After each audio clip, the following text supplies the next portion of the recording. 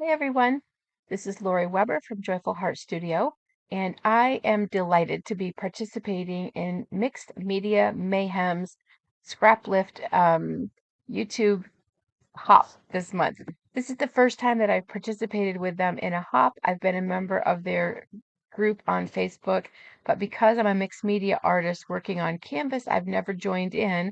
And this month they were nice enough to allow me to join the fun.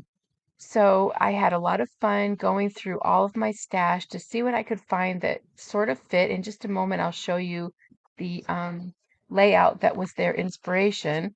So I use vintage and antique ephemera, different papers in my art. And so here I'm going to put up on my screen right now. Here is the layout that they posted as the inspiration layout for this month. And it's a sweet little honey theme. You can see here it has all these beautiful colors. I love the bee. I was really drawn to the bee. This is what they do. They post the inspiration layout and then everybody creates a new page. So I'm going to see what I can do to put together a canvas with this inspiration using the materials that I've gathered here. This project uses sweet sherbet colors, and I've used Deco Art Americana, teal green, spa blue, melon, and moon yellow. And then I also pulled out some gelatos in pretty similar colors. The gelatos are a mixture of regular gelatos and metallic. I have a Ranger Distress Oxide ink pad in Wild Honey, and I'm using gesso and Liquitex Fluid Matte Medium, which is what I use to adhere everything down. So the video is sped up, so we'll see if I can keep up. In the inspiration, there is a bit of handwritten paper tucked in behind the letter B and the B, so I decided to put down a piece of antique ledger paper as my background, so I'm using the Liquitex matte medium for that. And I did coat the front and the back of the paper with matte medium ahead of time so that it could withstand putting it down on the canvas and the friction of pressing it down and brushing over the paper is very fragile. So that was my nod to the handwriting. I'm just smoothing everything out here, getting off my fingerprints. And I had this cute little die cut Victorian trade card, and it was in really rough shape. You can see I'm just trimming off some of the broken bits.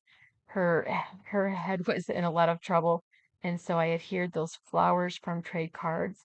And then on the back of a magazine advertisement was a jar of pineapple, which I tinted over so that I can use that for honey later. There's a circle on the project with a quote on it, and so I'm using a milk cap for for the circle, and I've got dictionary paper here that has honey, honeycomb, and honeybee on there. And so that was fun. And then I've got an antique stamp. You can see that I was going to show the stamp is going to go on, and those are some other bits and pieces.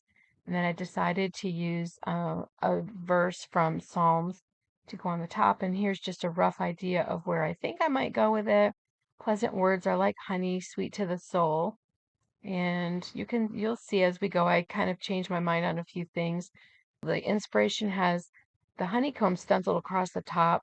And so I thought about using the gelato first, but it really wasn't showing up too great, and so I ended up smudging the color, and I really liked the effect that I got just gently tinting, and then all of the text shows through, which is great. And so I'm just tinting with the green and with the yellow, and I had also a melon gelato, and but the yellow was pretty bright, so I went over that with amber, and I'm just kind of filling in my colors, and it makes it really dreamy and light. And then I used my acrylic paint to stencil just randomly here and there. So I have teal green going on now, and I did pick up matte medium in my brush so that the color is a little more transparent. I want everything to stay really soft. And then I switched to marigold because the moon yellow wasn't really showing up, and then I still felt like I wasn't seeing it like I wanted to, and so I put a little honey brown in.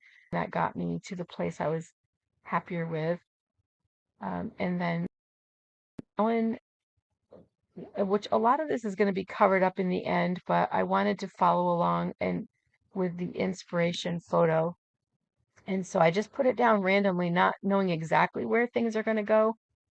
So we'll see how much of that shows through at the end.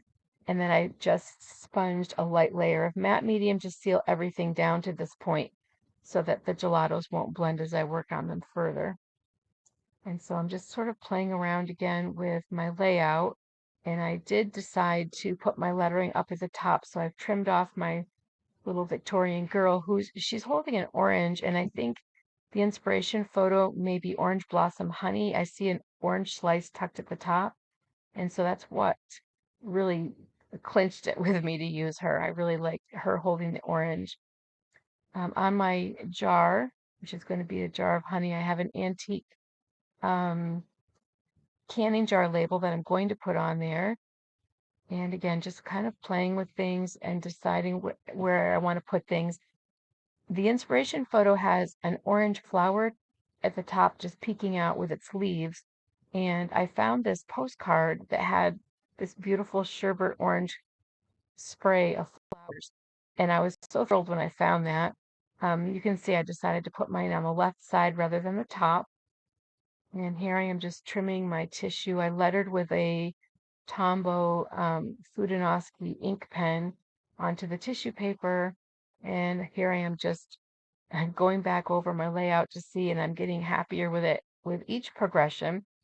The inspiration has paintbrushes coming out of the top of the jar, one of the jars. And so I have a recipe that um, was for honey, I can't remember, some kind of a honey sauce. And so I decided to use that to create my paintbrushes. And I was just checking that. So I decided to adhere down my lettering, and that way that's in place and I know where I want to put my paintbrushes. So I'm just kind of trimming that up, removing the excess tissue, smoothing it out, getting out the excess matte medium so everything is nice and transparent. And then I'm using heavy gel, which is what I used on the postcard flowers. And that's what I used on the milk cap that I covered with a dictionary paper. So this is the recipe book page with the honey sauce. And so I'm just inking a couple of paint brushes, a round brush, a liner brush, and a flat brush. And getting that inked on, and then I'm just going to tint. So I'm using my acrylics for this. I tinted the bristles with honey brown and a little gray sky, so I have a metallic looking ferrule. And then I decided instead of black handles to do mine with the teal green. And that ties into my project just a little bit better. And adding just a little shading. And then I'm going to cut these pieces out. And I used the heavy gel on the heavier pieces, and I will just use matte medium to adhere the paintbrushes down once they're cut out. I'll just fussy cutting. And so again, just checking the layout, I can see I'm going to need to trim down the jar to make that work. So I'm just deciding where I want everything to rest. I really like to have the girl overlapping the jar, so I decided to trim the jar down, and I think I end up trimming the jar down even a little bit more. I touched a little matte medium to hold that in place while I arranged the paint brushes. And then I just started to adhere the brushes down again with matte medium. And then once I have them in place, I realized I need to trim the jar out. So I just marked that, rounded out my corners, and then I adhered that down with matte medium also.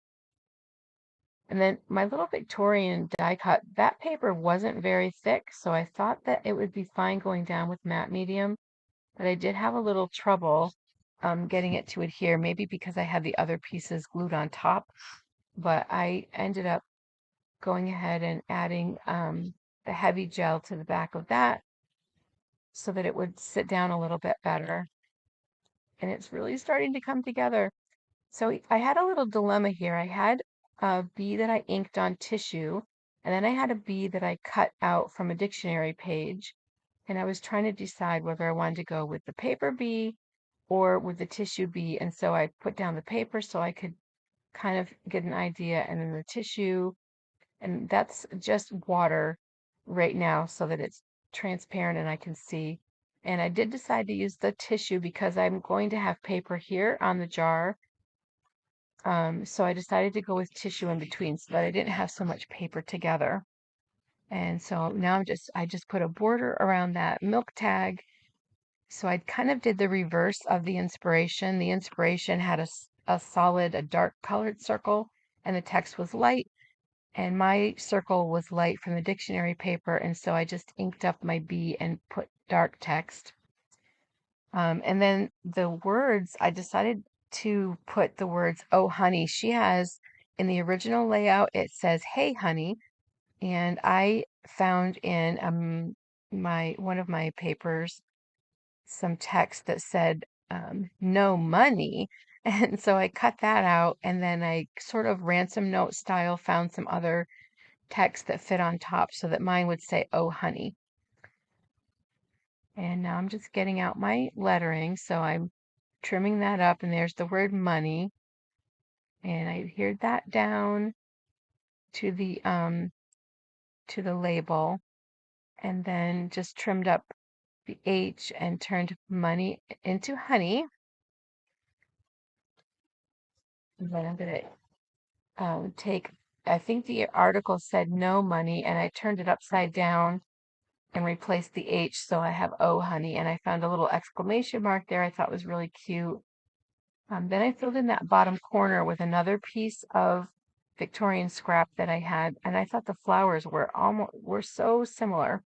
And so I put that in that corner because that was where the dress was torn, and that sort of disguised my trade card that had some damage. So getting all of this laid down, and back to the bee. And when I watched the replay, I think the paper bee would have been pretty. You'll see once this is adhered down. In the end, I decided to tint the bee, and I love that little spot of extra color that it brings. So this is going down again with matte medium and smoothing all of that out. And right here, I'm just filling in a hole in the dress because the background was showing through.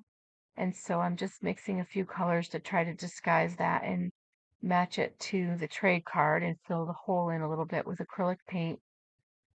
So I've got toffee and Mississippi mud for my shading, and I'm just playing around there to fill things in. At this point, I grabbed an old newsprint that was very yellowed, and I stacked several pieces together and cut out a honeycomb shape. And I'm just going to sprinkle these around because I sort of lost a lot of that honeycomb stenciling from the beginning. So I decided to adhere the newsprint down. And I did this recently in a class that I taught, and so that idea came easily. Now I'm using the Honey Distress Oxide on my corners and my edges, and such a bright, happy color. I'm going to tint the bee body and the wings with white, body with marigold. And then here, I added a little extra shading on my paintbrushes and on the ferrules. And I decided to touch up her face and her hair also, disguise a few more damaged spots on that trade card. I went back to the teal green and just dragging some color on the corners, on the edges, and this is where it ended up. So I was quite happy at the end, and it's so much fun to compare the inspiration to where I ended up. And so I'm just, again, thrilled to have been able to participate. And since this is a hop, be sure to check down the bottom of the video description for a link to whoever's up next in the lineup. And I will look forward to doing this again. This was challenging and super fun.